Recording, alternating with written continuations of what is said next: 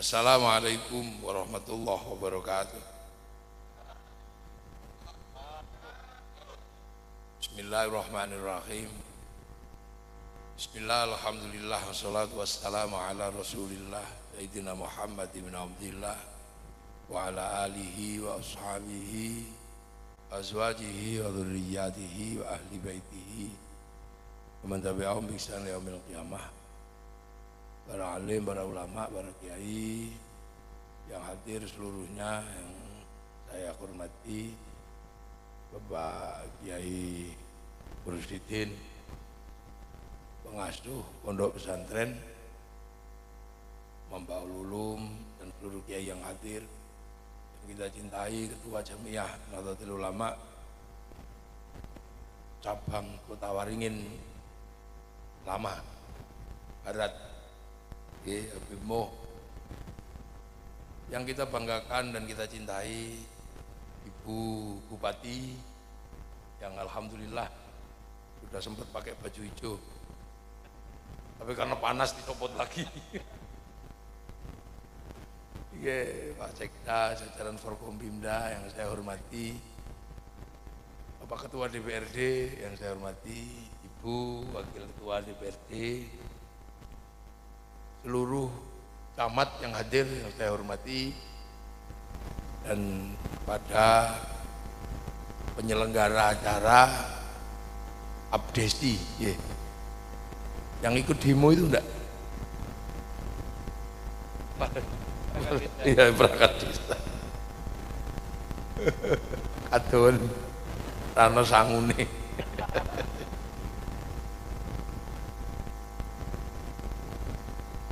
Para hadirin wal hadirat yang berbahagia, alhamdulillah ini acaranya dua, yang satu nyambut Muharram, yang satu abdesi bersolawat. Ini doaan untuk keren ini acaranya. Kepala desa bersolawat, biasanya abdesi itu berdangdut, pitulasan biasanya, ya kan, ini selawatan luar biasa ini. Ini baru kali ini saya lihat ada abdesi bersolawat, bahwa memang kepala desa ini ujung tombak yang paling bawah di jajaran pemerintahan Negara Kesatuan Republik Indonesia, yang setiap hari ketemu langsung. Makanya antara Pilpres, Pilbub, Pilgub, yang paling serem itu Pilkades, karena pendukungnya ada di depan matanya masing-masing, cuman beda gang.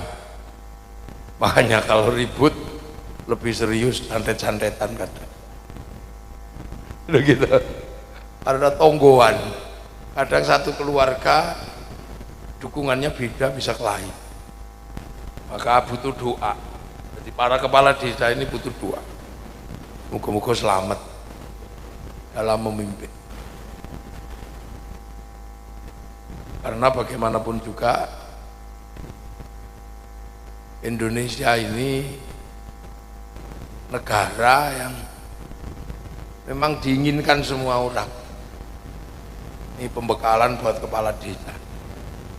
Jadi Indonesia ini satu negara di mana semua negara itu pengen seperti Indonesia. Semua negara. Karena apa?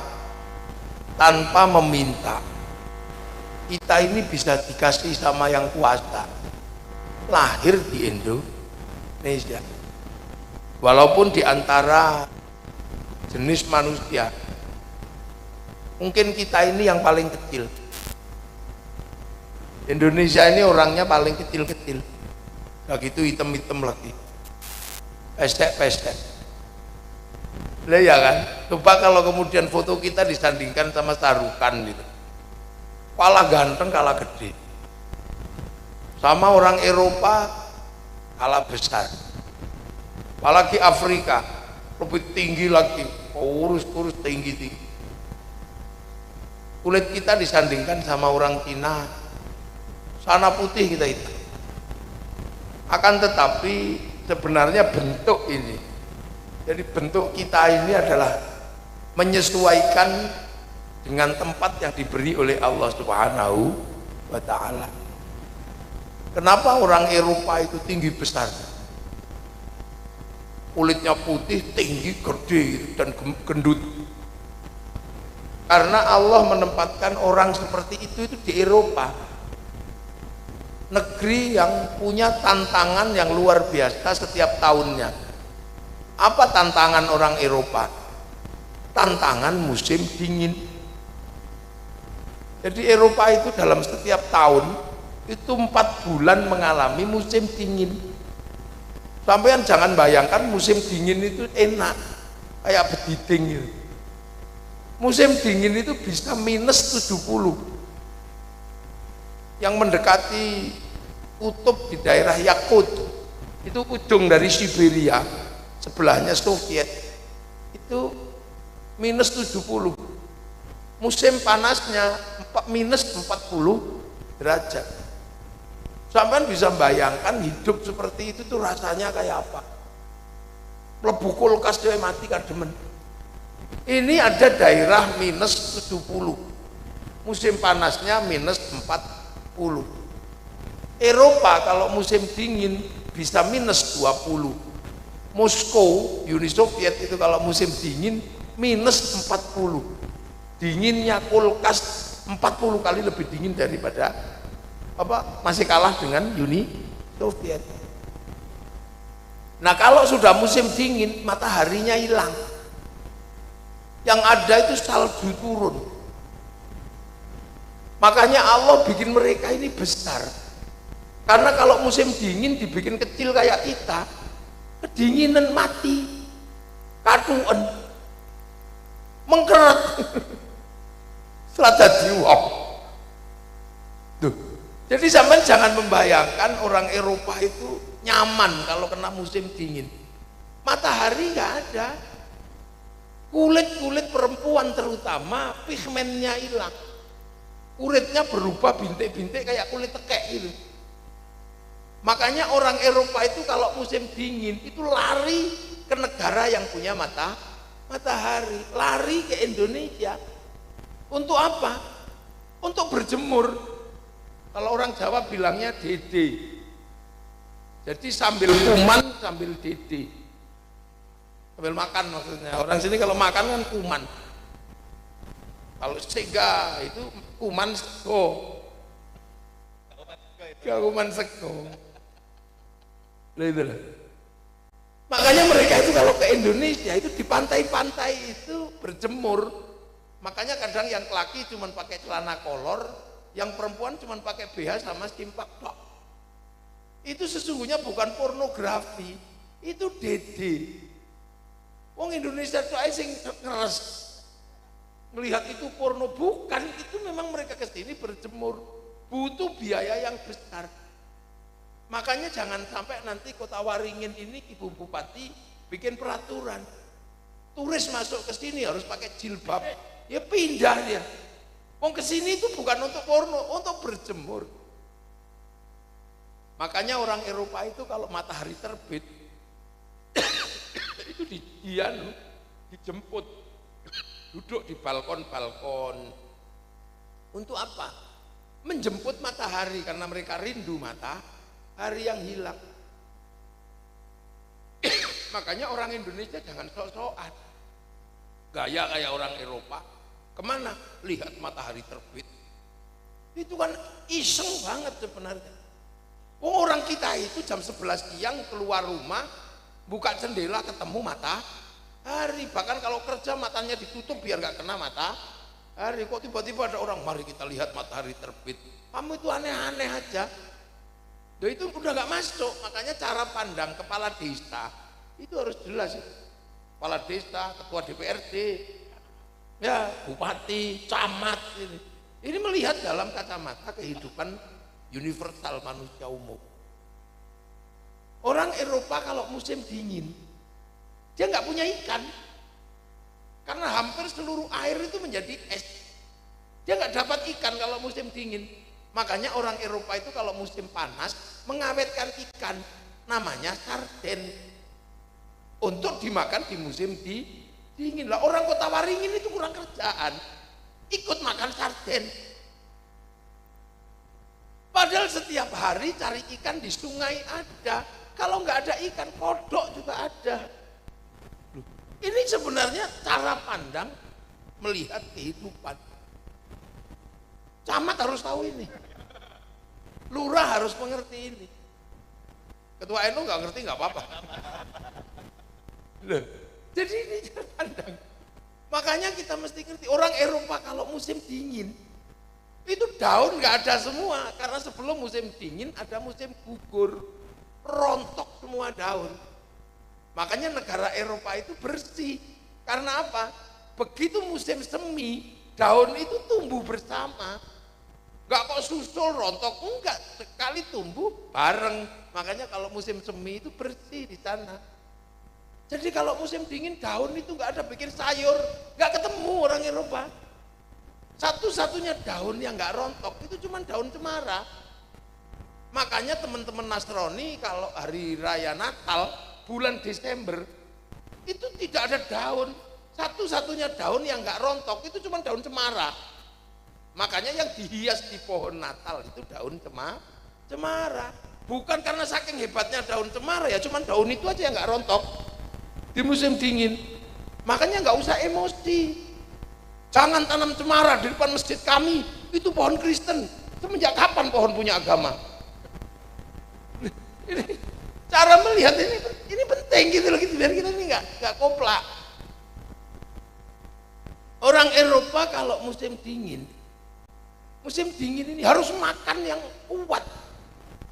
Makanya susu diawetkan menjadi keju, susu dibusukkan menjadi yogurt. Kalori harus tinggi kalau musim dingin. Makanya negara Eropa itu kalau musim dingin membiayai rakyatnya agar bisa hidup dengan makan bergizi. Orang Indonesia nggak ada musim dingin, seumur-umur makan kobis, hidup dia. Iya, jangan sok-sokan makan keju, kurang kerjaan kamu itu. Iya, ini orang kita mesti kita pahami bentar pelan-pelan gitu ya. Jadi orang Eropa itu tinggi-tinggi. Makanya kalau olahraga tinju, Indonesia nggak usah membayangkan menjadi juara tinju, karena orang Indonesia kecil-kecil gini. Tinju sama orang Amerika sekali dipukul lepas itu kepalanya. Sepak bola ya pasti kalah sama orang Eropa, wong aturannya sama, orangnya beda. Maka ya kalau mau bangun olahraga ya olahraga yang basicnya orang kecil kayak Thailand sepak takraw, orang Cina bulu tangkis. Nah, orang Indonesia mungkin nekeran, main kelereng, pati lele, kupak sodor, bentik, layangan itu. Jadi ini cara pandang. Makanya jangan bayangkan Indonesia akan menang basket dengan orang NBA. Sampai kiamat kurang 2 hari juga kalah. Orang sananya 2 meter seperempat, kita 170. Kita gini kena pusernya sama orang Eropa. Ini tentang pembangunan itu basic analisisnya adalah kondisi real Indonesia. Orang Eropa itu susah kalau musim dingin. Gitu. Makanya dulu ketika orang Yunani itu merasa bangsa terbaik, dia bingung. Ternyata Yunani itu bukan tanah surga. Sebab ternyata tanah surga itu cirinya 4. Dalam pandangan Plato, kawasan itu disebut Atlantis, itu tanah surga. Matahari nggak pernah hilang, hawa tidak pernah panas, tidak pernah dingin, air selalu mengalir, daun tidak pernah rontok. Lah itulah makanya orang Eropa, si Bartolomius namanya, itu melakukan pengembaraan mencari tanah surga. Itu ketemulah sebuah kawasan yang kemudian mereka sebut tanah surga.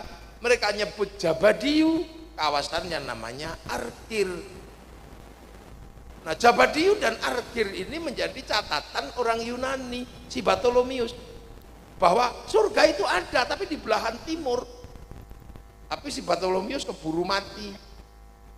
Maka akhirnya kemudian mualim kapalnya ini yang orang India mengabarkan kepada anak-anaknya, kalau kamu mau cari tanah surga, carilah ke timur. Oh, itu tanah surga.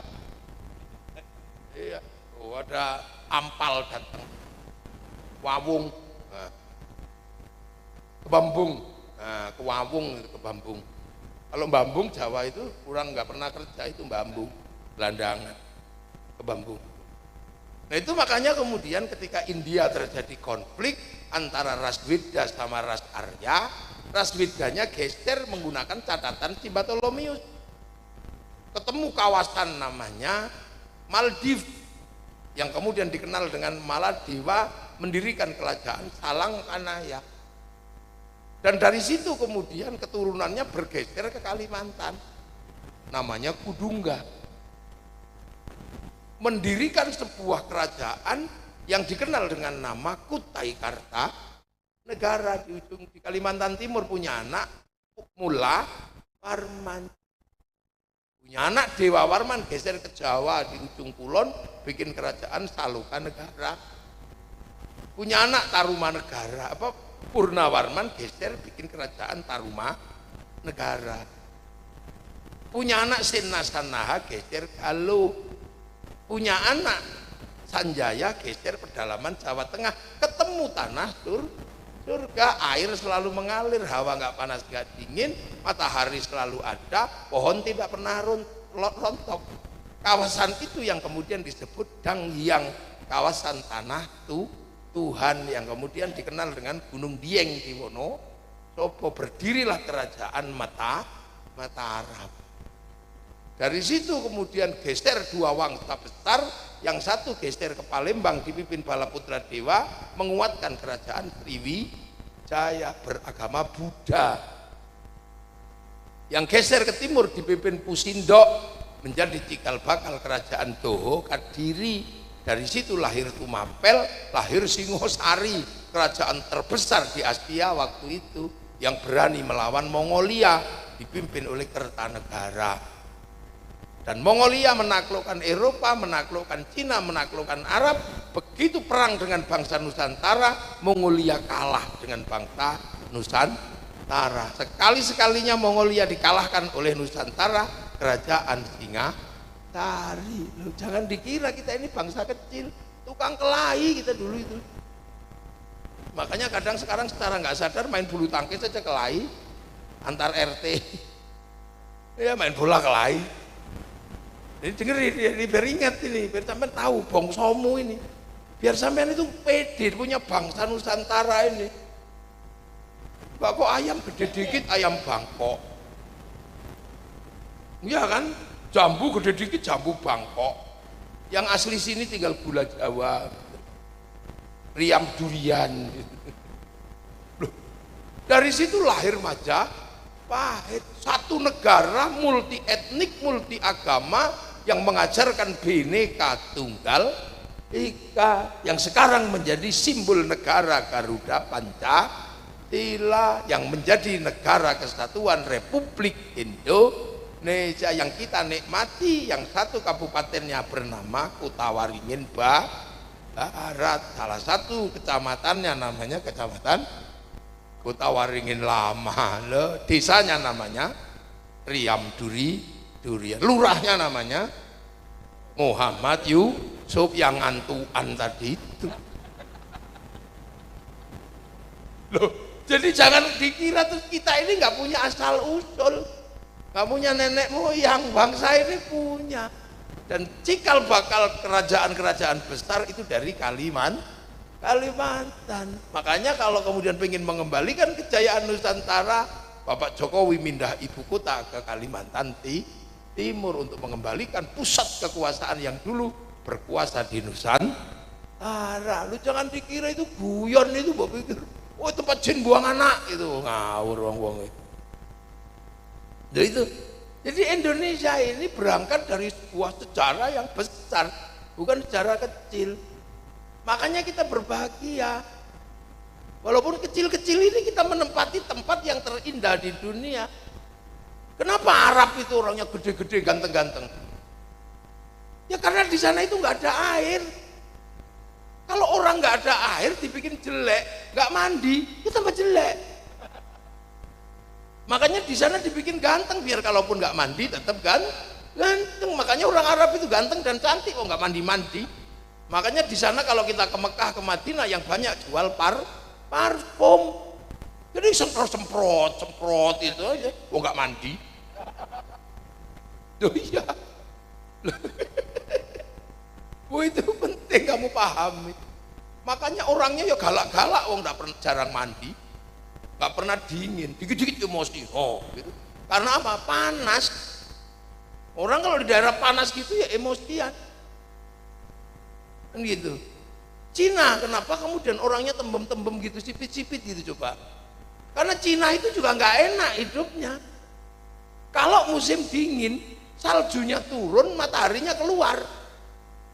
Jadi kena matahari, salju yang putih itu bikin silau, maka lama-lama matanya kerip-kerip begini. Ya. Nah, hawa yang kadang yang setengah panas, setengah dingin, ngaco gitu di Cina, membuat orang Cina itu gampang beranak. Iya, dilempari katok aja beranak itu. Iya, makanya penduduk terbesar di dunia itu Cina, 2 miliar orang. Makanya walaupun sekarang Cina ini negara terkaya, dia sekarang kesulitan menyediakan makanan. 1 juta ton gandum setiap hari itu udah nggak terpenuhi di Cina. Jangan dikira gandum makanannya Cina itu gandum, kebutuhan perharinya itu 1 juta ton itu di Cina. Sementara Cina itu dataran yang bisa dia tanami hanya 20%. Nggak mungkin 20% menopang kehidupan 2 miliar orang. Setengah kilo per hari, artinya ada 1 juta ton gandum per hari. 1 juta ton gandum dicemplung kene ngriam durian, kelelep sampean udah. Itu per hari. Makanya kemarin ada perang di Ukraina juga nggak cukup untuk merebut gandum di sana, karena cuma 150 juta ton. 150 ton, 1,5 ton itu paling berapa bulan itu. Loh, negara-negara ini sedang sibuk cari makan sekarang. Makanya Cina itu kalau makan nggak bisa kayak kita. Gandumnya dibikin mie, pakai sumpit, mangkoknya kecil biar awet. Lah kalau kayak orang riam durian makanya dicawuk gini nah yo habis itu. Makanya andalannya orang Cina itu bukan kambing tapi babi. Karena kalau kambing pentilnya 2, anaknya 1, nggak cukup dimakan di sana. Mending babi, pentilnya 16, anaknya 30, dan nggak ada yang mati. Dan babinya sekarang usia 60 hari sudah dimakan. Ayamnya usia 20 hari sudah dimakan. Loh itu karena apa? Pengen kasih makan warganya. Orang sini, oh enak ini sambil duduk-duduk, terus taeknya digelintir kasih pancing dapat patin. Betapa nikmatnya orang Indonesia. Duh, jangan kamu kira negara-negara itu. Makanya walaupun Cina sekarang negara dengan menguasai sistem digital dan ekonomi dunia, tapi dia nggak bisa mencukupi makanan. Karena uang bisa dicetak, obligasi bisa dicetak, uang digital bisa didownload, tapi makanan tidak bisa didownload. Makanan harus tetap ditanam. Loh, ayo kita buka cakrawala berpikir kita biar kita nggak mudah menjadi orang apa pintu tadi itu, oplak itu. Loh, Cina itu kuat secara ekonomi karena hampir sistem digital dia kuasai. Karena ketika coding ditentukan di dalam dunia internasional dengan algoritma tertentu, dia daftarkan hurufnya untuk berada dalam coding dan algoritma dunia. Karena bahasa mereka punya huruf, sehingga dia bisa lawan Amazon pakai Alibaba, dia bisa lawan Facebook pakai QQRen, dia bisa lawan WhatsApp pakai WeChat. Lu itu duit semua. Sampean setiap hari pakai WhatsApp itu seluruh dunia, Mark Zuckerberg pemilik WhatsApp sama Facebook setiap bulan menerima 200 triliun. Bayar, kamu pikir kurang bayar? bayar semua. Mereka punya 200 triliun setiap bulan. Sumbangan dari orang riam durian yang kadang marah-marah sama istrinya aja, gitu. Marah sama suaminya, gitu. Cuman kirim kabar tok, itu nyumbang. Loh, negara. Sekarang yang diambang krisis itu India. India sudah mendekati 1,5 miliar orang. Kebutuhan makanan di India beras mati itu 1 orang 2 kilo. Karena puluhan wong India itu sak kepel. Jadi kalau mereka kuman, kalau mereka makan, itu dipukul sak bal kasti gitu, gitu. Kebutuhan perharinya 2 kilo. 1,5 miliar orang kebutuhannya 3 juta ton beras mati setiap hari. Udah nggak terpenuhi, sebentar lagi nya didaur ulang itu orang sana. Itu negara. Makanya mereka juga udah pusing mengembangkan makanan apa aja mau dimakan. Sampai impor porang, impor apa dari Indonesia.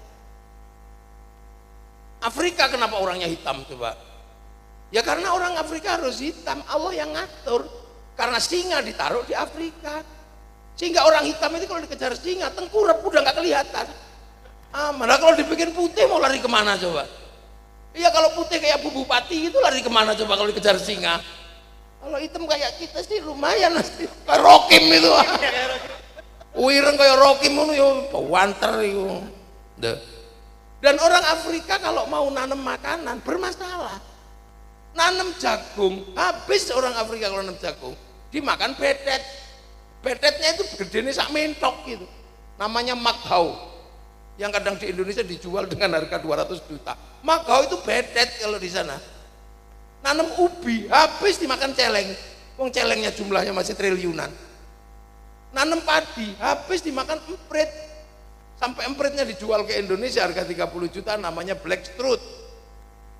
Nanam pisang, habis itu dimakan munyuk. Munyuknya gedenya sapi, sekali makan sak tandan, namanya gorila. Yang sering kita lihat ketika kita bakar minyak bakar obat nyamuk, namanya King Kong ya. Loh segede itu, orang hutan kalah gede. Loh gimana mereka nggak krisis makan setiap tahun? Makanya orang kayak kita di Indonesia enak, tidur pagi-pagi kebun golek brondolan, urip. Gawa setrum, urip. Makanya Bu Bupati ini juga akhirnya agak nyaman, bisa bersantai karena sampean bisa cari makan sendiri bawa setrum.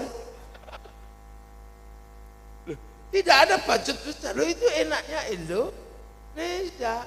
Makanya krisis dulu zaman Pak Harto, kalau kamu tidak utang sama IMF 2001, bangsamu akan mati krisis. Pak Harto tanda tangan karena cinta pada bangsanya.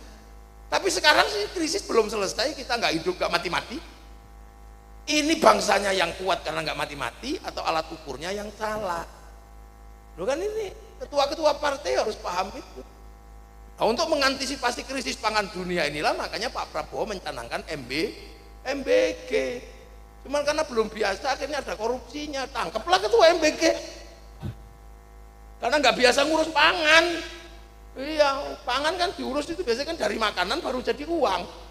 Makanya korupsinya susah lah. Ini salahnya dari uang dulu baru jadi makanan. Sementara uang itu luas, bisa disaid. Oh iya bisa. Ketua MBG-nya diciduk sama Pak Prabowo. Ya udah bener itu. Ganti sampean yang MBG. Makanya biar nggak takut ganti Mas Balil ganteng. MBG, Mas Balil ganteng. Saya tahu lagu dari anak saya ketawa itu. Nah itu usaha itu karena dunia sedang berada dalam krisis pangan, makanya hutan kadang dibuka, di Kalteng misalnya. Ada kan kawasan yang tadinya gundul disulap jadi sawah. Dunia tidak sedang baik-baik saja urusan makanan. Kenapa kita nggak kerasa itu? Ya karena makanan kita ini banyak, pola kita ini banyak. Orang Arab itu yang tersedia cuman gandum. Berbicara buah, orang Arab cuman ada kurma, delima, sama zaitun. Sampai sini ada duren, ada duwet, ada cipluan. Makanya di sini ini beraneka macam makanan, ada porang, ada jagung. Jangankan makanan, ya hantunya aja paling banyak di Indonesia. Orang sana paling mengenal jin, syaitan, orang Eropa ghost, orang Cina zombie, Kalau di sini kamu hitung berapa itu? Ada genderuwo, wewe gombel, pocong, kuyang, suster ngesot, mak lampir, gerandong, tuyul. Banyak. Turunan nasabnya ke jin apa ke seton itu. Jadi para hadirin ini sebenarnya kita sedang berbicara tentang, jadi bangsa kita ini sebenarnya dalam kondisi bangsa yang indah. Matahari nggak perlu kita. Orang Eropa itu beli panas itu berapa dia harus keluarkan? Kalau musim dingin pakai pemanas, mungkin musim panas pakai pendingin. Itu butuh listrik yang gedenya luar biasa. Nah, sumber listrik itu energi terbesar itu minyak. Minyak ada di Timur Tengah. Makanya orang Eropa itu perangnya di Timur Tengah karena untuk merebut minyak. Teknologi untuk pendingin dan pemanas namanya AC, air condition. Kita ini negeri nggak dingin nggak panas, cukup pakai sarung. Kalau musim panas kita kebut-kebut sarung, musim dingin kemulan sarung udah aman. Rokim itu. Loh, kita enak jadi jam segini masih ketawa ngeke itu. Malaysia nggak berani, rakyatnya jam segini udah harus masuk rumah, nggak boleh bikin pengajian. Karena apa? Karena mereka kalau nggak kerja, negaranya capek kasih makan. Orang sini suruh kerja tidur.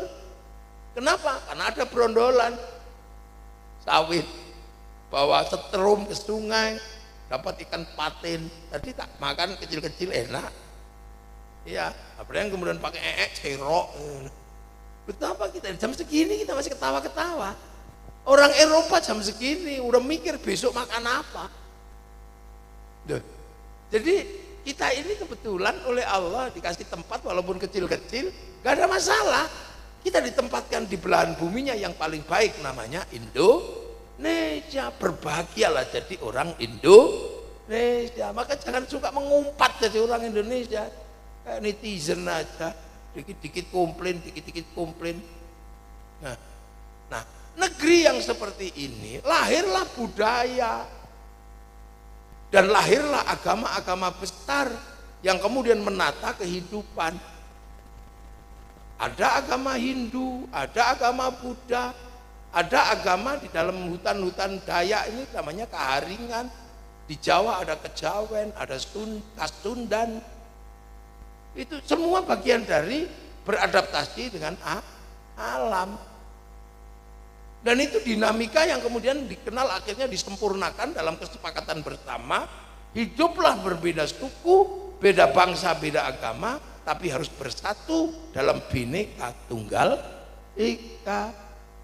Itu sebelum kesepakatan Moskow, sebelum kesepakatan Amerika tahun 1400-1300 kita sudah punya kitab Sutasoma yang mengatur hidup bersama walaupun berbeda tetap satu jua.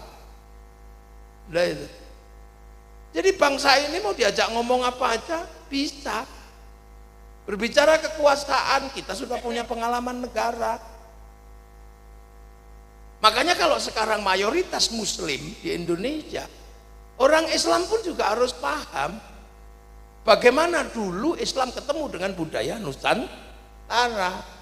Maka biar paham, dibikinlah peringatan, memperingati menyambut 1 Muharram sebagai peringatan atas hijrahnya Nabi.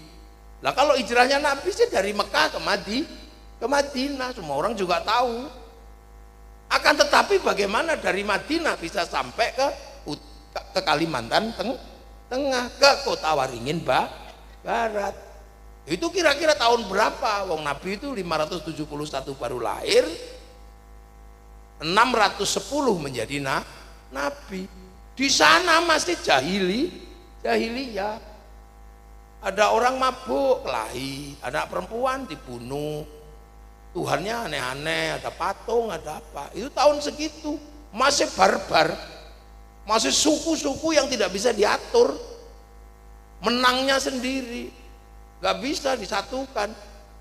Itu tahun 600. Sementara Kutai Kartanegara di sini berdiri tahun 300.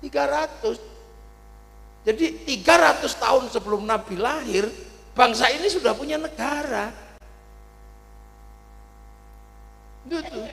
Jadi kita bukan jahiliyah. Tahun 350 Jawa Barat sudah berdiri kerajaan Salokanegara. Nabi belum lahir di Jawa sudah berdiri kerajaan Kalingga, ratunya Sima. Ketika Nabi lahir di sana, Jawa punya kerajaan Mataram, bangun Borobudur segede itu. Arab belum bisa bangun apa-apa, batunya nggak bisa dibikin bangun. Terbesar ya bangunannya Ka'bah itu. Mesir sudah bisa bangun Borobudur. Amerika di Peru sudah berdiri Machu Picchu. Jadi di Cina 2000 tahun sebelum Masehi sudah berdiri tembok Cina itu.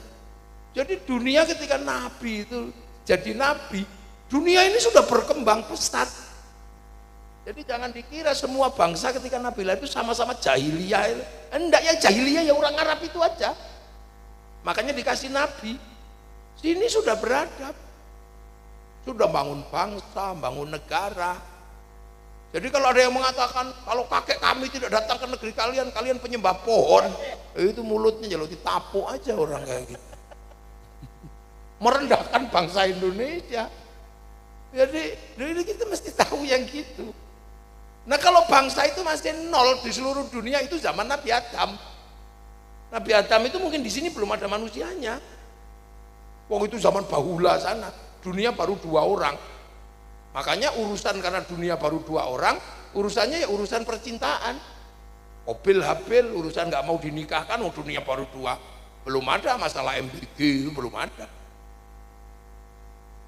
Zaman Nabi Idris itu manusia baru belajar pakai baju, karena belum banyak orang, malu, mulai banyak orang izin mulai menjahit. Makanya Nabi Idris dikenal sebagai penjahit.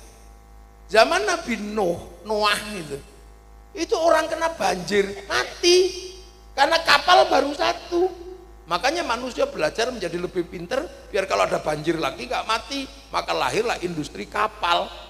Sekarang kapal di mana-mana, jadi kalau ada banjir ya selamat, nggak banyak kapal. Apalagi kapalnya orang Kalimantan, pakai kayu ulin gitu. Siapa berani nabrak kayu ulin?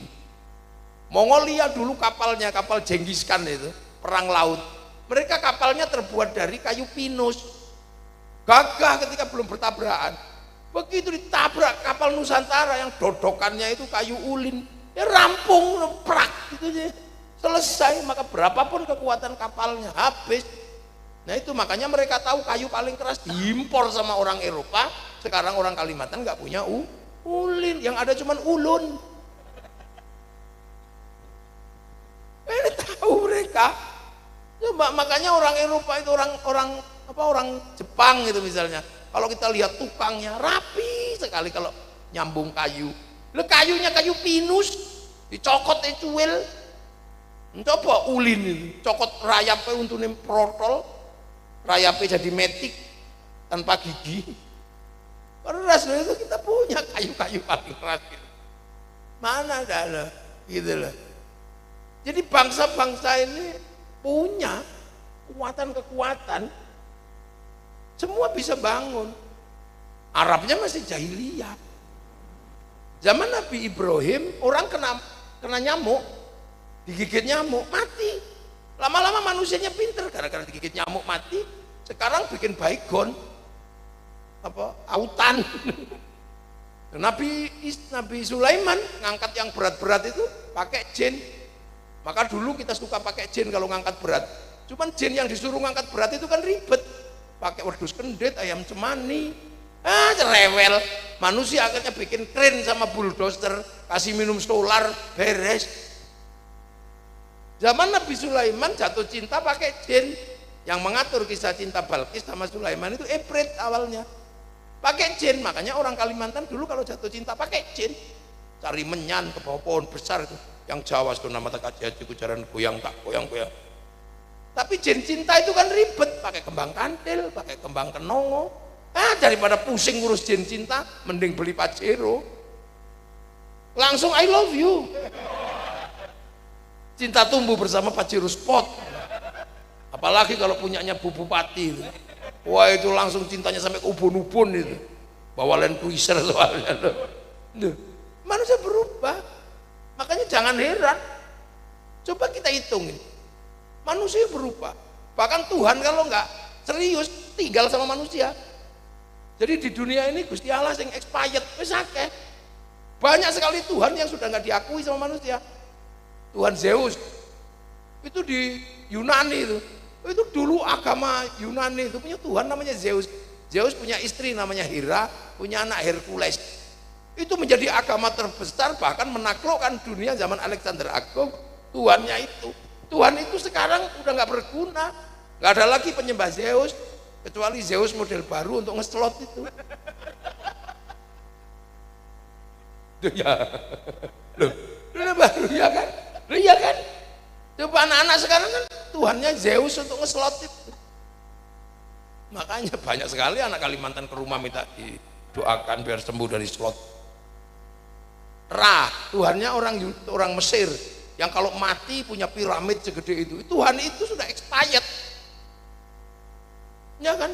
Zoroaster, agama Zoroaster itu Majusi. Tuhan Ahriman, Ahura Mazda, Tuhan terang sama Tuhan gelap. Ahriman Tuhan terang, Ahura Mazda Tuhan gelap. Tuhan dua ini suka kelahi. Kalau Tuhan terang kalah terjadi gerhana. Itu wujudnya apa? Api. Nah orang Parsi itu dulu di Iran sana penyembahnya. Tapi kemudian orang Parsi masuk Islam, rajanya namanya Rustum. Nah Tuhan orang Persia ditaruh di bangunan tinggi namanya Manaro. Maka begitu masuk Islam Tuhannya nggak kepake. Itu dibuang Tuhannya, Manaronya taruh depan masjid. Maka sampai ke sini namanya menara itu tempat singgah sana Tuhannya orang Majusi. Menara. Loh, ini sudah mulai expired semua Tuhan, apalagi Nyi Roro Kidul itu expired itu sebentar lagi. Loh ya kan?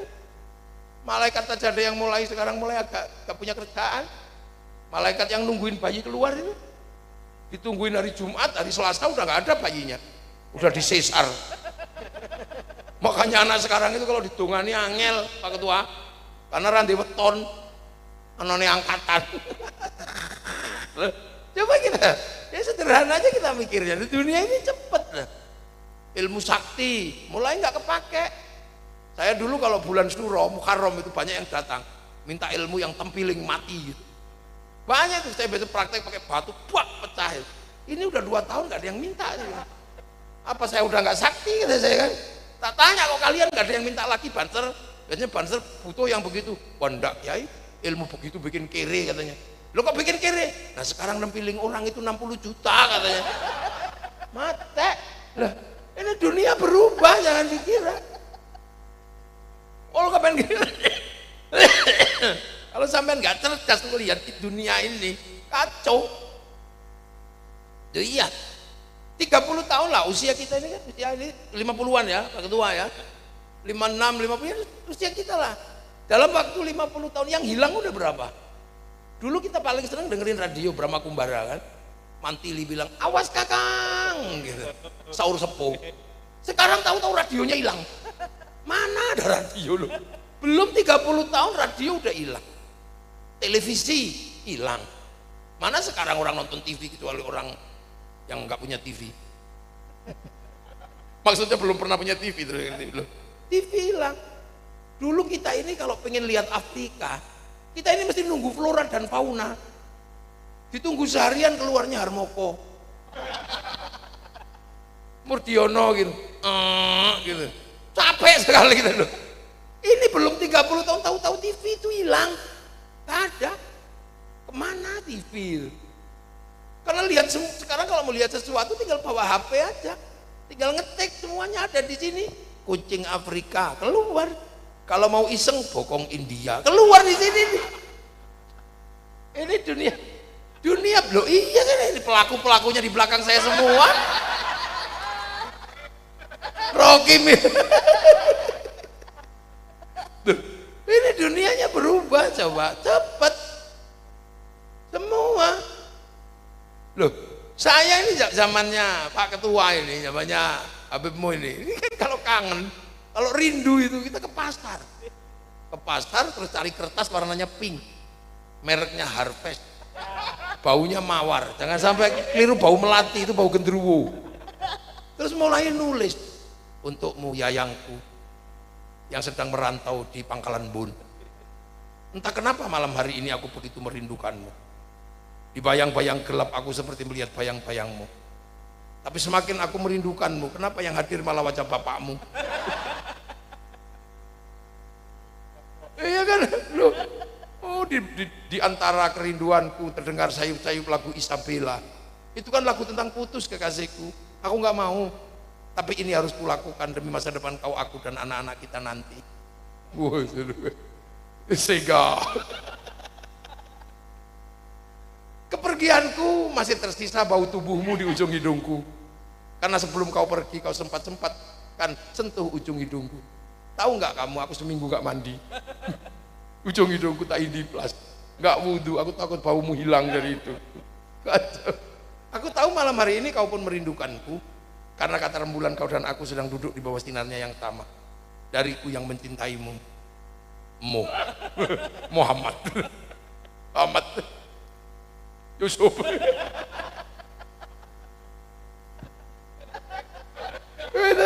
Di situ terakhir sama kan terakhirnya. Cendrawasih burung irian. Terima kasih dan cukup sekian.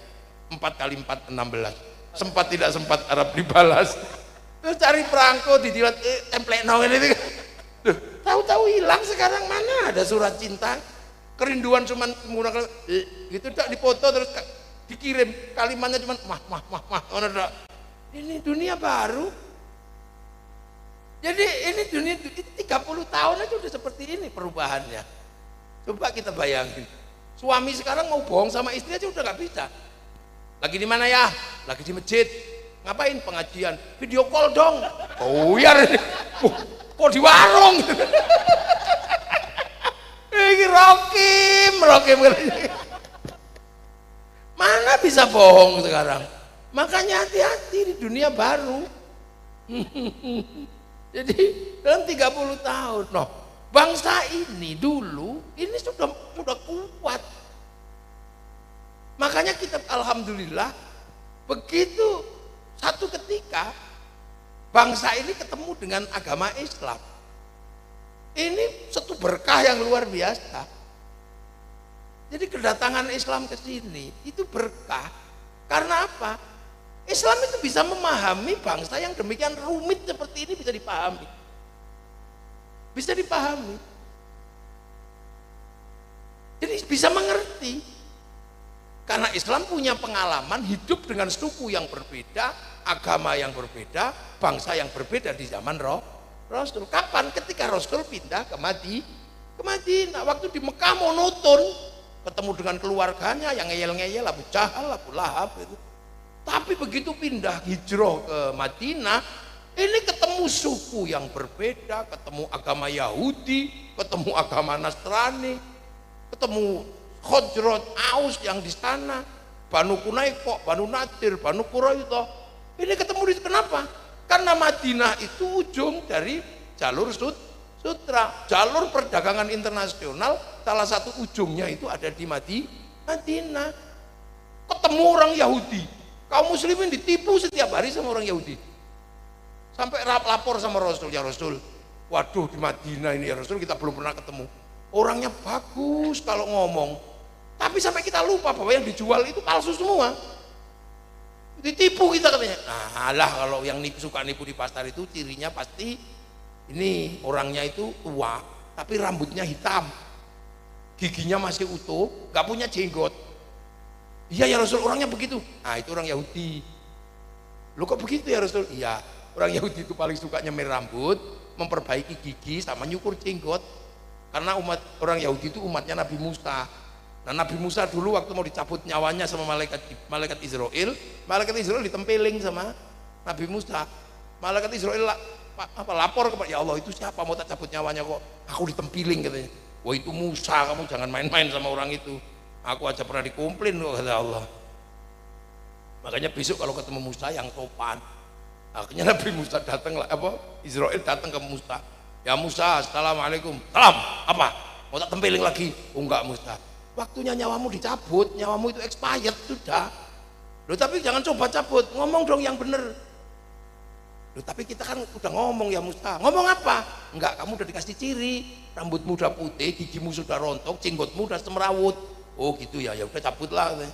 Ya, akhirnya Nabi Musa dicabut. Karena rambutnya sudah putih itu tanda, gigi rontok itu tanda, jenggot semrawut itu tanda. Semenjak itu orang Yahudi suka nyemir rambut, memperbaiki gigi sama nyukur jenggot. Biar kalau malaikat Israel datang, oh belum waktunya gitu. Semenjak itulah orang Yahudi punya kebiasaan itu.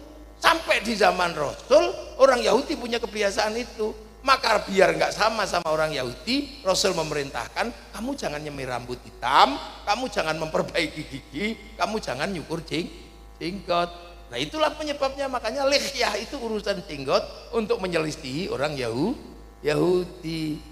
Termasuk waktu di Madinah ketemu pedagang Romawi.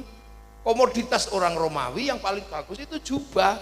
Cuman orang Romawi itu lebih gede dari orang Arab. Makanya kalau orang Arab beli jubah Romawi kebesaran. Sehingga ada orang yang bertugas membawa sisa kain yang tersisa di kaki itu. Dibawain kayak orang kayak pengantin yang bajunya panjang itu. Nah, orang kalau pakai baju Romawi agar tidak gombrong, berdirinya jadi begini, jadi khailah atau sombong. Makanya biar nggak sombong kata Nabi, potong aja deh. Lah karena dulu kain itu mahal, sekarang 50.000 10 meter aja kok. Nah itu makanya isbal, bab celana panjang agar tidak sama dengan sombongnya orang Romawi. Makanya sama kiai di sini, daripada jubah bikin sombong, akhirnya jubahnya dipotong. Karena jubah nggak produktif kalau di sini untuk nanam padi bulat. Maka baju syar'i yang namanya jubah dipotong. Potongan bawah syar'i namanya sar'un. Karena di sini dulu nggak punya huruf ain, punyanya Monggo Bodongo, maka sar'un jadi sarung, saruan jadi sarungan. Akhirnya orang nggak perlu ribut cingkrang karena sarung. Kalau pengen nyingkrang, linting yang agak tinggi. Kalau pengen turun plotrokno, udah selesai. Fleksibel kita ini. Duh, ini dengan cara.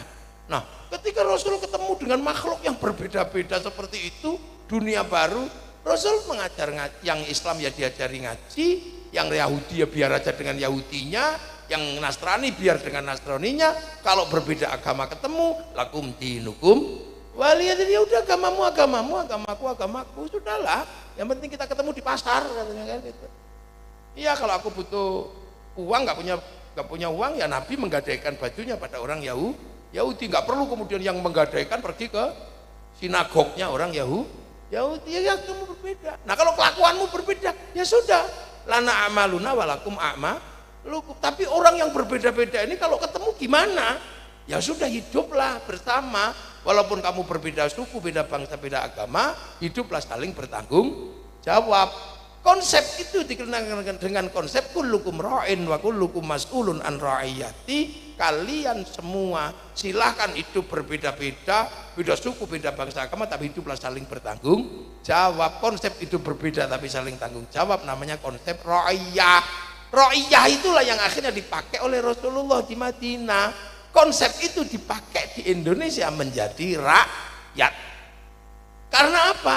Ulama-ulama ketika ke Indonesia ketemu yang berbeda, beda sama, beda agama, beda suku, beda bangsa, gitu. Nah makanya di sini yang dipakai konsep ra'iyah. Makanya sampai sekarang orang Indonesia kalau penduduknya disebut rakyat, dan satu-satunya bangsa Muslim terbesar dunia yang bisa menggunakan konsep ra'iyah untuk warga bangsanya hanya Muslim Indonesia.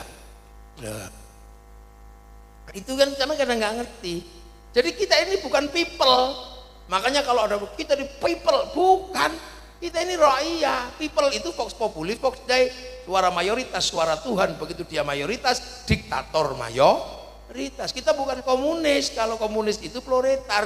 Begitu mayoritas, diktator proletariat. Kita ini ra'iyah, bisa mimpin dan bisa dipimpin. Makanya nggak usah heran. Di sini ada yang kemudian kepala desanya nggak Islam.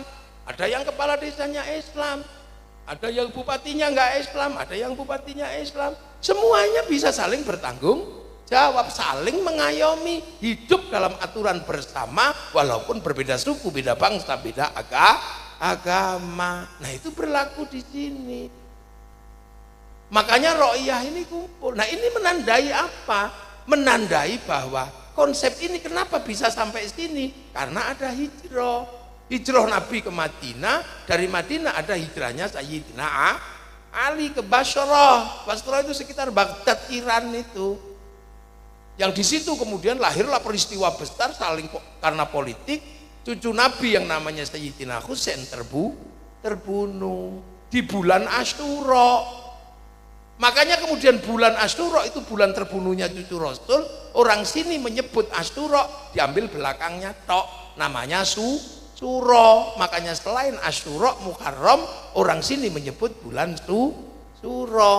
Dan di bulan Suro orang sini biasanya Indonesia itu dulu nggak mantu, nggak menikahkan anak, karena itu bulan duka, jangan bikin pesta.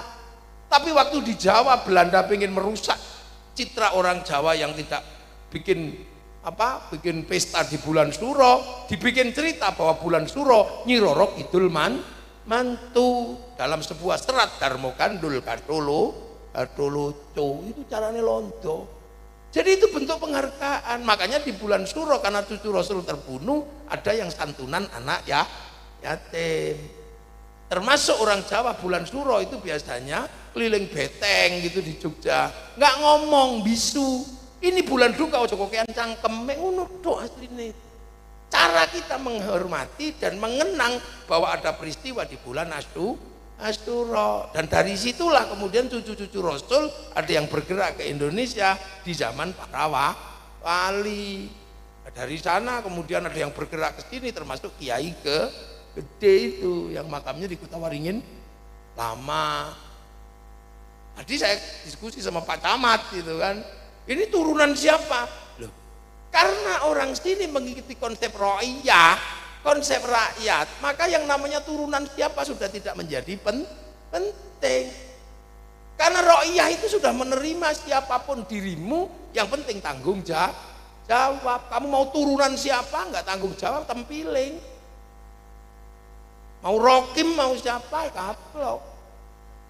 Iya kan, kalau sebelumnya masih ada kasta-kasta, Hindu mengenal kasta, tapi begitu kasta-kasta ini Islam datang dilebur.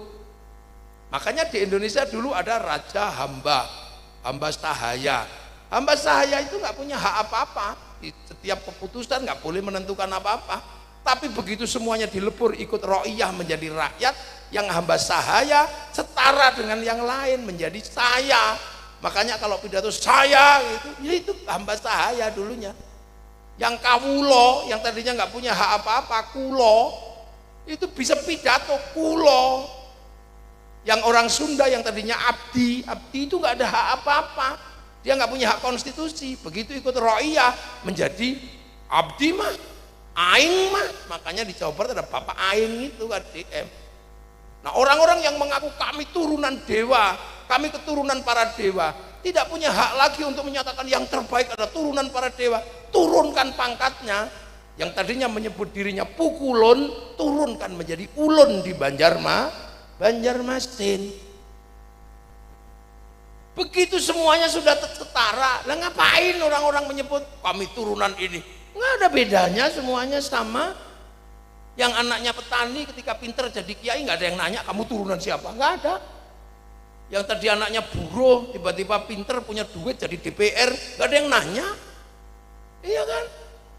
Apa kemudian ibu bupati jadi bupati ditanya turunan siapa? Nggak ada. Begitu cantik punya uang, nggak udah pinter jadilah. Udah loh, Indonesia itu bebas. Jadi orang Indonesia punya hak yang sama untuk apa? Untuk memperbaiki diri persis di zaman Rasulullah. Bilal walaupun budak tadinya, begitu ikut Rasulullah azan Abu Bakar ya datang, nggak kok itu budakku, ya nggak ada begitu. Loh, makanya kalau sekarang tiba-tiba ada yang mengatakan kami lebih baik daripada turunan kalian, nah ini jahiliyah ini orang, nggak boleh lagi. Kita sudah sepakat dengan konsep rakyat, makanya rakyat itu menjadi kesepakatan bersama di Indonesia. Begitu kita memilih konsep hidup rakyat, ro'iyah, maka rakyat itu kalau ngumpul namanya musyarakah. Musyarakah itulah yang kemudian sekarang dikenal dengan masyarakat, di mana saling melengkapi. Kiainya sholat itu nutup aurat, Tutup aurat itu sarung. Yang bikin sarung orang Cina. Makanya kalau orang sholat gak boleh marah-marah sama Cina. Cinanya pergi, telanjang kita. Nggak boleh. Loh, itu namanya musyarakah.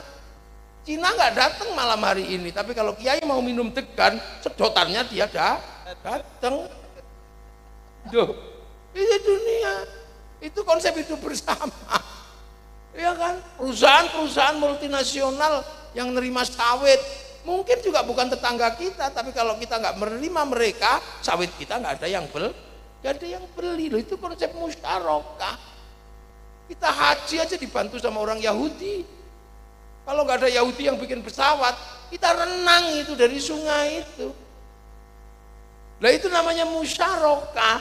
Makanya kita punya konsep hidup masyarakat. Kalau mau membangun kesepakatan bersama, musyawarah, wasyawirhum fil amri, bermusyawarahlah dalam segala urusan. Kalau mau ikut musyawarah, nggak peduli kamu anak siapa, turunan siapa, sukumu apa, daftar aja sama panitia. Pengen jadi lurah, daftarlah kepada panitia. Pengen jadi camat, dekatlah dengan bupati. Ya kalau nggak dekat dengan bupati ya nggak mungkin dipilih jadi camat ya Bu Bupati ya. Iyalah, mana camat-camat itu pasti dekat dengan Bu Bupati. Kalau sekali nggak dekat dengan Bu Bupati ya dipindah. Jadi sodot. Loh, begitu. Pengen jadi bupati daftar, pengen jadi gubernur daftar. Bebas, nggak ada lagi kamu turunan ini, nggak ada. Kita udah bebas seperti itu, sudah setara di hadapan Allah. Inna akramakum indallahi atqakum. Setelah daftar, cari teman sebanyak-banyaknya. Kalau nggak dapat, beli. Iya kan? Cuman yang dibeli siapa? Namanya beda. Yang penting jangan money politik. Kalau money politik tangkap polisi. Kasihlah nama berbeda. Kalau diterima orang biasa sebutlah uang bensin. Kalau diterima masjid ya sumbangan. Kalau diterima kiai bisyarah. Udah kan aman. Ya bebas, nggak usah marah sampean kalau ini nggak adil. Ya karena kamu nggak punya duit jadi nggak adil. Ini mengingkari hati nurani ya karena kamu nggak punya uang. Nih sudah. Loh itu. Akhirnya karena yang nata ini para wali dulu, maka teritorinya disebut wilayah. Wilayah itulah yang akhirnya kita sebut NKRI, Negara Kesatuan Republik Indonesia. Arab satu bangsa pecah puluhan negara, Afrika satu bangsa pecah puluhan negara, Cina satu bangsa pecah puluhan negara, Eropa satu bangsa pecah puluhan negara. Kita puluhan suku bangsa agama mampu bersatu dalam satu negara kesatuan Republik Indonesia. Loh, makanya kita enak di sini. Itu enak, makanya sudah kita hidup dengan cara Pancasila. Jangan lupa kalau kamu bertuhan, seriuslah dengan Tuhanmu. Yang Nasrani rajinlah ke gereja, yang Hindu rajinlah ke pura. Kalau ada Yahudi rajinlah ke sinagog. Itu kalau ada Islam rajinlah ke masjid, rajinlah ke langgar. Ketuhananmu harus kamu jaga. Setelah urusan Tuhanmu beres dengan dirimu, kamu tidak menipu Tuhan. Setelah itu uruslah manusia, karena manusia ini sumber pergerakan di seluruh dunia. Setelah Tuhan ini manusia. Ayo pengajian ini kira-kira butuh bunga ini apa enggak? Apa gunanya bunga ini? Enggak ada gunanya bunga ini, buang aja. Tapi gara-gara manusia punya mata, pengen lihat yang indah, maka ada bunga ada karena ada mata manusia. Jadi dunia mana? Kipas angin kenapa ada? Karena manusia keringetan. Coba kalau manusia nggak keringetan, nggak butuh kipas angin. Kenapa ada pabrik son? Karena manusia punya kuping. Manusia ini menggerakkan seluruhnya. Burung manusia bergerak. Dari yang laki-laki menuju perempuan baru bergerak. Itu menghadirkan apa? Naib, KUA, sound system. Loh itu tenda, catering. Kalau yang punya duit, adalah keluar. Itu hanya menghantarkan burung mau ketemu. Bergerak semua dunia. Begitu burung sama sangkarnya ketemu, lahirlah apa? Pabrik susu ibu hamil, lahir BKI, Balai Kesehatan Ibu dan Anak, rumah sakit bersalin. Itu menyiapkan siapa? Menyiapkan manusia yang mau lahir. Begitu dia lahir, lahirlah pabrik popok, lahir pabrik pempes, pabrik cotton bud, belum macam hidup semua. Begitu kamu gede, dunia bergerak, ada yang ngurus kepala, lahirlah pabrik jilbab, triliunan asetnya. Lahirlah pabrik peci, lahirlah pabrik ini apa? Kopi laken songkok. Ada yang ngurusi rambut orang, lahirlah pabrik sampo, triliunan. Pabrik kondisioner, pengen berubah warna rambut, lahirlah pabrik semir. Terlalu panjang, pabrik gunting, barbershop, cukur Madura, komplit semua. Begitu kutuwen, lahir peditok. Ini dunia bergerak ngurus ini. Mukanya manusia, bu ibu, lahir pabrik skincare, triliunan biar glowing. Di mata lahir pabrik celak, turun dikit lahir pabrik Ishido, turun dikit pabrik maskara, matanya melahirkan pabrik Softland, kacamata, rumah sakit mata, ke bawah dikit pabrik Blast On, di sini pabrik lipstick. Ada yang tanya kenapa Gus apalah, bojoku wedok. Belajar tak belanjani, istri saya tak belanjani beli lipstick, karena saya pengen dia cantik. Kalau rokim ya ada aja lah. Jangan, itu tidak sesuai sunnah. Elah medit ya pakai sunnah. Lah coba kita hitung, bibir ini lipstik. Prancis bisa hidup karena ngurus bibir manusia. Congor tok lu iso nghidupi negara. Gigi manusia melahirkan pabrik odol, sikat gigi, tusuk gigi, monyong gigit behel. Loh, dokter gigi, Listerin, jenggot cukuran, minyak Firdaus, lengo katel, urip kabeh ngene iki. Gulu ini pabrik liontin, pabrik kalung, hasduk, serban, sal, urip semua, apalagi baju. Dari baju luar, baju dalam, triliunan ini urusan manusia bergerak semua. Tangan, ada cincin, ada gelang, ada kutek, ada jam tangan, 11 miliar punyanya Saroni. Wah ya coba, ini triliunan asetnya. Ini belum yang dipakai oleh Bu Bupati itu yang kuning-kuning itu. Wah mahal itu. Kalau saya kan nggak pakai apa-apa, digelangi orang pakai cocok, wong ireng. Dikira dilingkari ulo-weling malah repot. Nah ya itu berapa itu yang dipakai Ibu Bupati itu? Nggak ada yang murah itu. Di sini Rokim aja murah.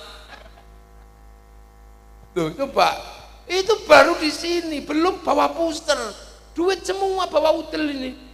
Duit kok ini bawa poster ini. Ada yang bikin celana panjang, celana pendek, simpak. Ada yang mereknya Sony dulu, hijau bolong-bolong. Itu duit semua. Enggak, itu uang semua, triliunan. Belum silet. Udah dubur silet itu. Itu triliunan asetnya. Ada yang bikin WST, mereknya American Standard. Ada Toto, ada Ina, ada Jumbleng. Mengurus silet toh. Yang keluar terlalu lancar, pabrik Introskop, diapet, diatap. Begitu macet dol kolak. Itu duit semua, jangan dikira manusia ini. Ini sampai belum lagi yang males cebok, tisu basah, tisu. Belum yang depannya itu tambah duit semua itu. Karaoke. Pak Ketua itu. Loh, coba ini kaki, kaos kaki, sepatu itu bergerak. Maka kalau kita pengen hidup ini layak, jangan lupa manusia. Makanya tolong sekolah-sekolah itu punya patung manusia untuk menghitung apa yang sudah dikerjakan manusia untuk manusia. Ini ada yang belum, ini nggak tahu siapa yang mau bikin. Orang tetap duduk bisa kencing langsung cebok, nggak tahu bentuknya kira-kira botol apa gimana, kira-kira belum ada yang bikin itu. Iya kan? Coba belum ada kan? Orang kencing mesti tarik toilet. Ada nggak kita orang bikin alat tiba-tiba kita sambil duduk ini langsung kencing, langsung semprot gitu. Nanti pasti ada yang bikin itu. Karena orang naik mobil di tol jauh toilet gitu.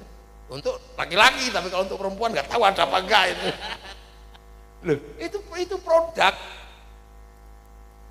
Maka butuh yang namanya dan dihitung itu manusia semua. Manusia nggak bisa hidup tanpa persatuan, karena manusia hidup itu harus bersatu dengan yang lain. Makanya manusia biar hidup kalau makan Itu doanya Allahumma barik lana. Kenapa bukan barikli? Kok barik lana? Karena makanan itu yang urus banyak orang. Makan nasi ada yang bikin sawah. Entah di mana kita nggak ngerti sawah itu. Ada yang bikin pabrik pupuk. Ada yang bikin pengairan. Ada yang ngurusi pematang sawah, BPN. Karena kalau pematangnya nggak diurus, tebas-tebasan sama tetangganya mate. Setelah mau panen ada yang bikin kombi. Begitu jadi beras ada yang bikin slab. Begitu dimasak ada yang bikin kompor, ada yang bikin rice cooker, ada yang bikin apa LPG. Naik meja ada yang bikin piring, ada yang bikin teh, ada yang bikin apa? Oh, sendok, garpu, triliunan aset yang berputar di situ. Begitu waktunya mau dimasak biar enak, kasih bumbu. Ada yang nanam lombok, bawang. Ada yang bikin garam di Madura, di pantai-pantainya itu. Bikin garam. Kita kadang curiga gitu loh, jangan-jangan pas bikin garam ditambah garam dia kencing. Iya, makanya kita kadang curiga sama-sama asin. Iya kan? Nah, kencing itu di bahasa Jawa namanya uyuh. Makanya khawatir ketika dia bikin garam nguyuh, maka produknya kita kasih nama uyah. Karena khawatir pas gawe uyah uyuh. Lah ya kan? Selesai makan ambil anggur merah, ini contohnya. Nah, ini anggur merah. Ini bukan tanaman Indonesia, ini tanaman Amerika, tanaman New Zealand, tanaman Cina, tanaman Australia. Dia datang ke Indonesia karena ada negara. Negara menunjuk Menteri Perdagangan, Menteri Perdagangan menunjuk eksportir, importir. Di situ begitu kesepakatan barang masuk ada bill of lading, letter of intent, jaminannya obligasi, sistem keuangan di Bank Devisa New York, punyanya Rothschild, Rockefeller, pengusaha Yahudi. Jadi mangan ini ono Yahudi ini ngawur sampean. Bisa nggak kita hidup sendiri? Nggak bisa. Hidup penuh persatuan, maka manusia ngerti sendiri. Agama aja butuh persatuan. Mayuridillahu bi khairan yufaqihu fiddin. Yang dikehendaki menjadi baik oleh Allah dikasih ngerti urusan agama. Khairan yang nakiroh maknanya khairan kamilan, kebaikan yang sempurna. Baik yang sempurna bukan milik manusia, itu milik Allah. Makanya kalau ada manusia baik pasti bersama yang lain. Sering saya contohkan pengajian ini baik apa enggak? Baik. Yang paling baik siapa? Ya kiainya. Lalu ini pengajian ini baik, yang paling baik siapa? Ya saya. Minumannya banyak, kasih mic banyak sekali loh. Ini orang baik kok, nggak mulai kalau saya nggak datang. Tuh iya, tapi saya nggak boleh ngaku paling baik, karena saya terlihat baik di sini diundang Iya, Pak Yusuf sama Pak Mursidin yang saya kesini, walaupun ngantuk-ngantuk undang saya. Jadi kalau saya nggak diundang di sini nggak baik, nggak kelihatan. Bu Bupati diundang panitia, semuanya yang ada di sini diundang. Makanya nggak boleh mengaku paling baik karena kelihatan baik diundang panitia. Kalau gitu baik saya apa baik panitia? Ya nggak bisa. Saya nggak datang panitianya jelek. Loh, baru 2 udah ribut. Apalagi kalau yang di bawah ikut-ikutan, yang baik ya kami kiai. Lah kok bisa kami mau datang? Kalau nggak ada yang datang gini, bukan pengajian. Ini cek sound. Utawa ndeleming. Mana ada baik sendiri. Kata tukang sound yang baik ya kami kiai. Nah kenapa? Sound tak pateni wis buyar. Kata panitia Pak Usop katanya, patenono rata bayar. Kata tukang panggungnya mengatakan, ya kami yang paling baik ya. Kalau tanpa pasang panggung nggak kelihatan gagah menjenengan. Iya tukang panggung. Tapi biasanya tukang panggung kayak gini sholatnya juga nggak rajin loh. Loh, baik nggak pernah berdiri sendiri. Dia bersama yang lain. Laki-laki yang gagah di sini ini karena apa? Bajunya bagus. Baju bagus karena apa? Karena dicuci. Yang nyuci siapa? Istrinya masing-masing. Makanya laki-laki jangan sok-sokan sama perempuan. Hampir semua kebaikan yang dilakukan oleh laki-laki di belakangnya pasti ada perempuan. Makanya sayangi perempuanmu itu. Jangan suka mau digadekkan aja. Lah ya kan? Mana nggak bisa sendiri. Kita punya anak juga karena perempuan. Loh, dunia itu bareng-bareng persatuan. Loh, itu. Jadi pegang itu, dunia nggak bisa sendiri. Nah, persatuan akan ada kalau batin kita bisa menerima perbedaan. Bahwa manusia bisa bersatu walaupun berbeda kayak apapun, ayo bersatu. Maka penopang utama persatuan adalah sikap berbeda-beda tapi saling tanggung jawab. Maka penopang persatuan adalah kerakyatan. Hiduplah berbeda-beda tapi saling tanggung jawab. Tapi untuk memahami perbedaan butuh hati yang jernih, hati yang penuh pancaran ketuhanan. Hati yang jernih dengan nilai ketuhanan adalah hati yang penuh hikmah. Makanya kerakyatan hanya bisa dipimpin oleh hikmah. Kamu kalau hikmahnya benar bijaksana, kebijaksanaan. Kalau nggak benar bijak sini, yang diurus keluarganya tok. Orang yang hikmahnya benar bijaksana bisa diajak musyawarah, diajak perbandingan, namanya permusyawaratan. Hasilnya apa? Dia menjadi orang yang bisa mewakili dan diwakili, maka perwakilan. Baru setelah itu tercipta keadilan. Itu makanya kita pakai Pancasila. Itu sumbernya dari mana? Ya menggali sumber daya apa yang ada di Indonesia, persatuan dari Bhinneka Tunggal Ika, sama kalimat-kalimat dari bahasa Islam. Tapi hasilnya apa? Bisa mimpin, bisa dipimpin. Walaupun kaum muslimin terbesar tidak akan pernah menjadi diktator, karena ra'iyah bisa mimpin dan bisa dipimpin. Itu makanya kita bisa menikmati Indonesia hari ini. Maka karena itu kita nggak bisa nyontoh Ikhwanul Muslimin. Semua harus didasarkan pada kekuatan Islam. Ya nggak bisa. Kalau caranya kayak Mesir ya patuh. Caranya kayak Hizbut Tahrir ya Pak, patuh. Ini rakyat. Caranya kayak para habaib yang kemudian kami yang terbaik ya. Nggak bisa cara begitu. 70 kalian kalah dengan satu kami. Itu melanggar ketentuan rakyat atau rakyat. Itu Indonesia. Makanya tenang aja kita ini hidup di Indonesia. Nah disitulah maka santri selalu mengatakan NKRI harga mati. Negara menjaga dengan cara negara, kiai dan santri menjaga dengan cara santri. Caranya seperti apa? Kita jaga persatuan, kita jaga kerukunan. Maka kiai kalau bikin acara yang tadinya sholawat sendiri-sendiri, bisa dengan sholawat ya Nabi salam alaika, ya Rasul salam alaika. Itu bisa. Kalau yang suka dangdut ya silakanlah dangdutan. Ya Rasulullah salamun alaika deng deng deng. Ya Rafi ashtani wa anta raji. Bisa tak? Yang sukanya Jawa ya Nabi salam alaika, ya Rasul salam alaika.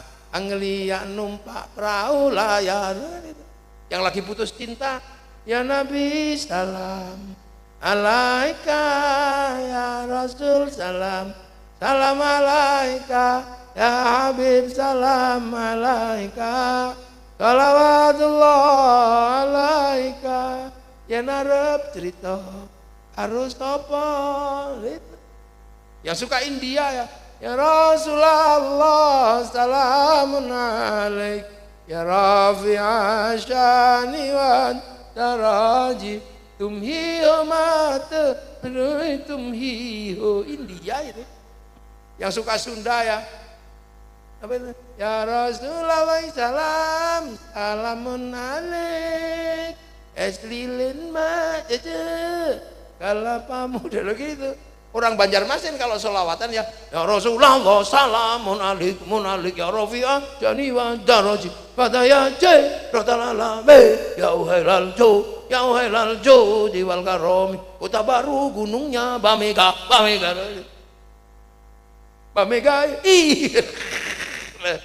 Tapi yang tadinya sholawat itu sendiri-sendiri dijadikan alat untuk apa? Membangun persatuan. Jadilah kemudian Kota Waringin Barat bersolawat. Roda ekonomi berputar, kerukunan terjaga.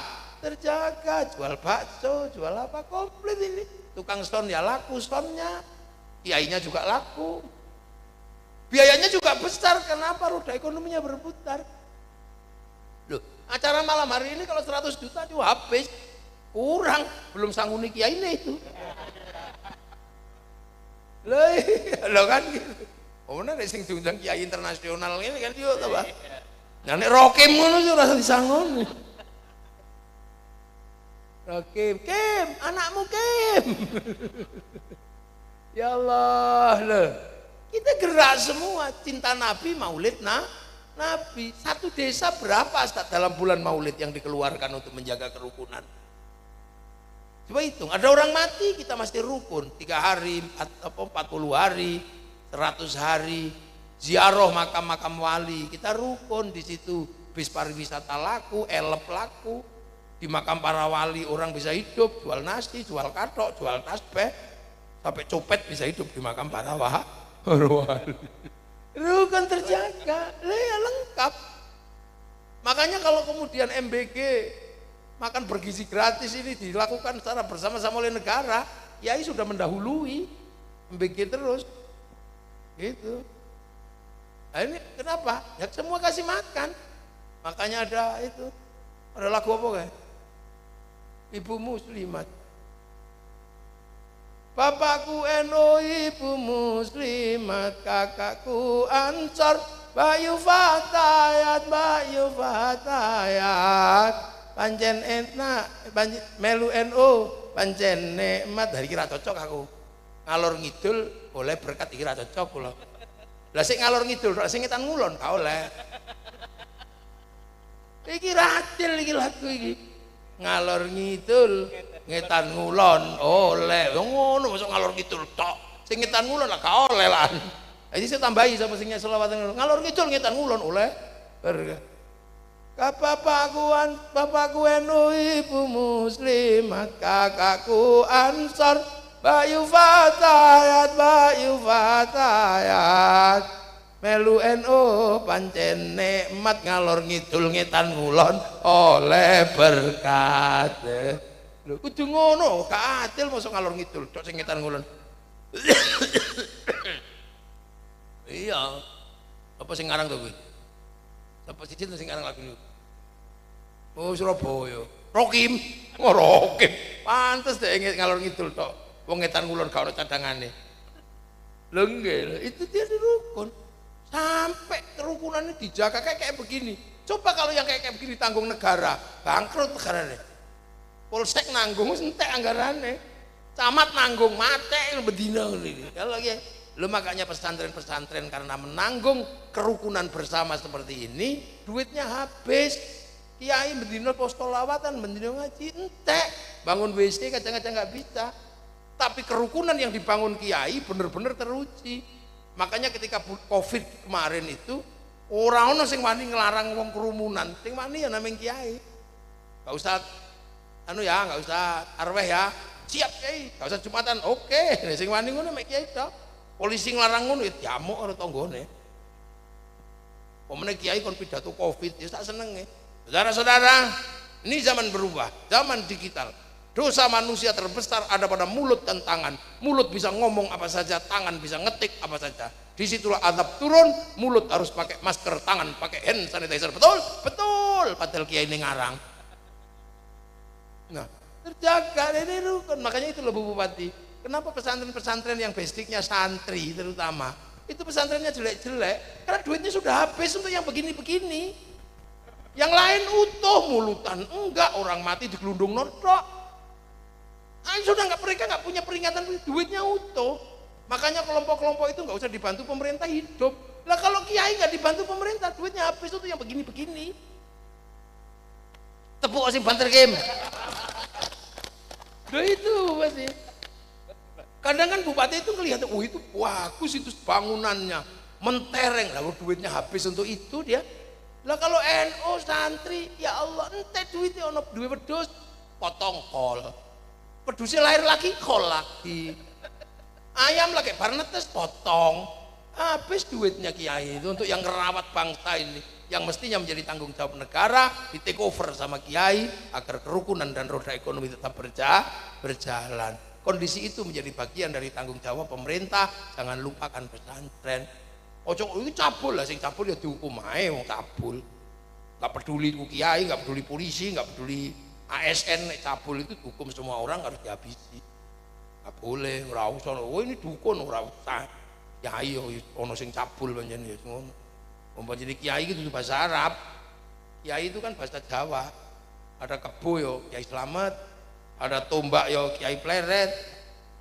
Makanya kadang ya rada ndablek ya kiai ya ngono iku. Wong kiai bukan bahasa Arab. Makanya kalau ngumpul nggak bisa diarabkan kuyaha, itu nggak bisa. Loh ini lah. Jadi ini Indonesia. Makanya Malaysia, duit negaranya difokuskan untuk membangun ini jam 9 sudah nggak boleh. Karena kalau sampai jam 9 mereka dibiarkan sholawatan, terus negaranya bangkrut untuk menanggung itu. Sini, ngekek karepmu sama yang celitmu. Sampai jengking oleh genderamu gede-gedean, enggak apa-apa, ayo. Kan gitu. Nah itulah di Indonesia. Kiai ikut menjaga kerukunan berbangsa bernegara. Maka sudah betul sampai abdesi loh gawe pengajian bersolah demi apa? Demi bangsa dan negara. Amma ba'du. Ini baru muqaddimah. Lu belum mulai ngaji saya. Ini kan kiai kalau ngaji kan pasti amma ba'du. Loh. Baru jam 12. Nah itu makanya kiai itu kalau ngaji pakai amma. Lah itu tadi sudah amma ba'du belum? Nah ini baru pembukaan, belum selesai, baru mulai ngaji. Semoga-moga abdesi berbahagia. Seorang kena apa-apa. Wong MBG lagi diperiksa. Lurah kok kena ADMP. Kamu kok gak diperiksa kabeh. Bu Bupati sehat. Pak Ketua NU sehat, Ketua DPRD sehat, Bu Wakil Ketua sehat, Camat sehat, sampean sing teko kabeh sehat, duwe akeh. Mudah-mudahan kita semua dalam ridho Allah Subhanahu wa taala. Al-Fatihah. Ghairil maghdubi alaihim waladdallin. Amin. Monggo Pak Ketua donga.